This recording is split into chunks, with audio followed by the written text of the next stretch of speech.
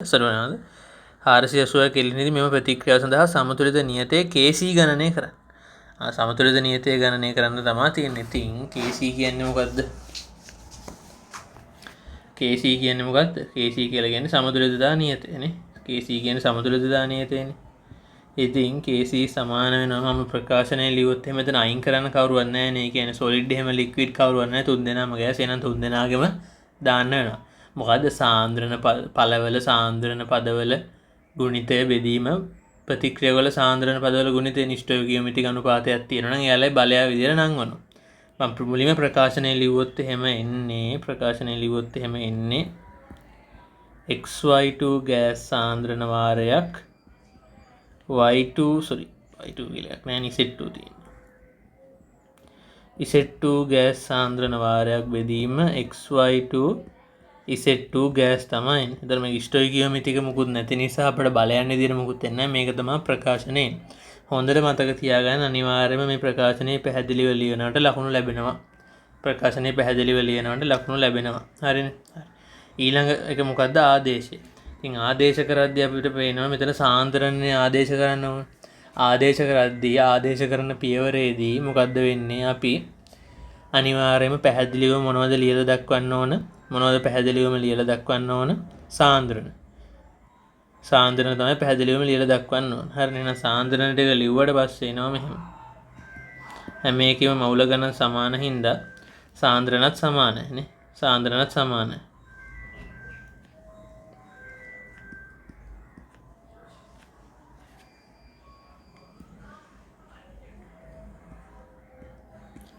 සාන්ද්‍රණය හොයන්න මම වරි වුන්නේ නැත්තේ ඇයි? සාන්ද්‍රණය හොයන්න මම කරදර වුන්නේ නැතුව කෙලින්ම මවුල ගානම සාන්ද්‍රණය කියලා දැම්මේ ඇයි? ගානේ මුල මතක කවුරු හරි ඉන්නවනම් අපිට කෙලින්ම සාන්ද්‍රණය මෙහෙම ගත්තේ ඇයි කියන එක හේතුව මතකද? මොකද මේ බලන්න මේ.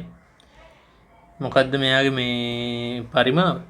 1 ඝන ඩෙසිමීටර්. 1 ඝන ඩෙසිමීටර් පරිමාව කියන එක හරි වැදගත්. මොකද අපිට ගාන නොහිතන තැනකදී ගාන වරදින්න පුළුවන්.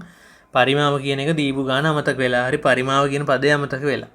ඒ නිසා දැන් පේනනේ මම සාන්ද්‍රණය කෙලින්ම හෙව්වා. මොකද ඝන ඩෙසිමීටර් එකක තියෙන මවුල ගානට තමයි අපි කොහොමද සාන්ද්‍රණය කියන්නේ. එහෙනම් ඉතින් මේ භාජනයේ ඝන ඩෙසිමීටර් 1යි නම් මේක ඇතුළේ තියෙන මවුල ගාන වලට අමුතුවෙන් සාන්ද්‍රණ හොයන්න දෙයක් නැහැ. තියෙන මවුල ගාන තමයි සාන්ද්‍රණය වෙන්නේ. ඉතින් හරි ලේසි. මොකද්ද මේ සුළු කිරීමත් ලේසි. එකම සමාන ගණන්නේ තියෙන්නේ. මේ එකකට එකක් කපලා දානවා. උත්තරේ ලියන්න. හරිනේ. KC සමාන වෙනවා. මේකට මේක කපනවා 2.5 වාරයක් 10 ඍණ 2යි මවුල ඝන ඩෙසිමීටරයට. ඒකෙත් එක්ක ලියන්න ඕන අවසාන උත්තරේ. එහෙම අර කපන්න අනේ වැදගත් දෙයක් තමයි මේ මතක වෙච්චලා කියන්නම්. ආදේශ කරද්දී ඒකක තියෙන විදිහට ආදේශ කරන ඕන අනිවාර්යයෙන්ම ආදේශය හරියටම ලියන්න. ආදේශ කරපු පේලියෙම කපන්න යන්න එපා. දැන් මම මේ කරපු විදිය වැරදි. මොකද ඒකට හේතුව නිකන් ඒක අපි කපලා අයින් කළා වගේනේ. ආදේශ කරපු පේලියෙම කපන්න යන්න එපා. ප්‍රශ්නයක් වෙන්න පුළුවන්. සමහර ලකුණු දෙන්නුනත් පුළුවන්. ඒ නිසා කපද්දි වෙනම ලියලා කපන්න. එන සුළු කිරීමේදී ඒ කපන පේලියට ඔයාලා අපි ආයේ මේව ලියන්න ඕනේ නැහැ. ඒකක වැඩක් නැහැ. ආදේශයට ඒකක ඕන, අවසාන උත්තරයට ඒකක ඕන, සමීකරණයට ඒකක ඕන. ඔය තුනට තමයි ලකුණු වෙන් වෙන්නේ. හරිනේ? හරි. ඒ කතාවත් හරි. ඊළඟට මොකද තියෙන්නේ? සමතුලිතතාවය සඳහා KP ගණනය කරන්න. ඔන්න එතන අපිට ප්‍රශ්නයක් එනවනේ. මොකද්ද ප්‍රශ්නේ? KP ගණනය කරන්න පීඩනය ඕන කියලා කට හරි දෙන්න පුළුවන් නෑ. KP ගණනය කරන්න අපි දන්න සරල සූත්‍රය මොකද්ද? KP ගණනය කරන්න තියෙන සරල සූත්‍රය KP සමානයි KC වාරයක් RT ඩෙල්ටා n නේ. RT delta. ඉතින් මේකට අපි ආදේශ කරමු. KC කියලා කියන්නේ 2.5 වාරයක් 10 ඍණ 2යි මවුල ඝන ඩෙසිමීටරයට. RT වල ගුණිතය දීලා තියෙනව නේද මේ? RT වල ගුණිතය දීලා තියෙනවා 4000 ජූල් කියලා. 4000 ජූල් කියලා දීලා තියෙනවා. ඒකේ මේ බලය කීයද? 4000 ජූල් කියන දීලා බලය කීයද? ඩෙල්ටා n කියලා කියන්නේ 2 ඍණ 1. හරි.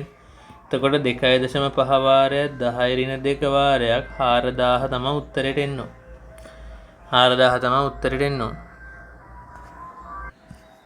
හරිනේ. එතකොට මම දැන් මෙතන 4000 එන්නේ. මොකද මෙතන මේ 2 ඍණ 1 වෙන්නේ එකමනේ ඕන මේ කෙනෙක් එක්ක පළවෙනි බලය යාමනේ. එහෙනම් මේක තමයි එන්නේ. ඒතර 10 ඍණ 2කට මේක කැපිලා යනවා. 25ක් අතර 100යි කියලා තමයි එන්නේ උත්තරේ. එතන මෙතන ඒකකය මොකද්ද? ඒකකය මෙතන මේ තියෙන ඒකක සුළු කරලා දාන්න යන්න ඕනේ. KP ප්‍රකාශනය ලිව්වට පස්සේ පැස්කල් වලින් පීඩනය ආදේශ කරන්නේ. එහෙනම් පීඩනය එකක වෙන්නේ මොකද්ද?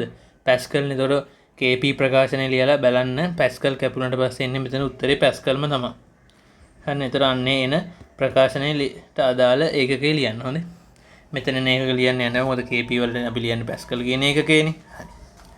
ඒතර පේනව නේද ලස්සන මේ ලකුණු 75ක ගාන කොහොමද ලස්සනට හැදුවේ කියලා. ඇත්තරම තමන් KP KC ටික හරියට ඉගෙනගෙන තිබ්බනම් හරියට තියරි මේ සාමාන්‍ය තියරි වලින් තමයි මේ ගාන දීලා තියෙන්නේ. අපිට වැඩිපුර හිතන්න දේවල් මුකුත්ම නැහැ. සාමාන්‍ය අපිට හැම තැනකදීම ඉගෙන ගන්න ලැබෙන ජෙනරල් තියරි ටිකෙන් තමයි මේ ගාන දීලා තියෙන්නේ. බලන්න ලස්සනටම ලකුණු 75ක් ගන්න තිබ්බා. ඒ නිසා මේ වගේ ගණන් එනවා අනිවාර්යෙන් එන්න ඉඩ තියෙනවා. මොකද KP එකේ ස්පෙලිං ගොඩක් අමාරු ගණන් දෙන්නේ හරි කලාතුරකින්. ඒ නිසා හොඳට මේ පුරුදු වෙලා යන්න මේ වගේ ගණන් දෙතුන් පාරක් හරි හදලා කමන්නේ. එහෙනම් හැමෝටම ජය වේවා.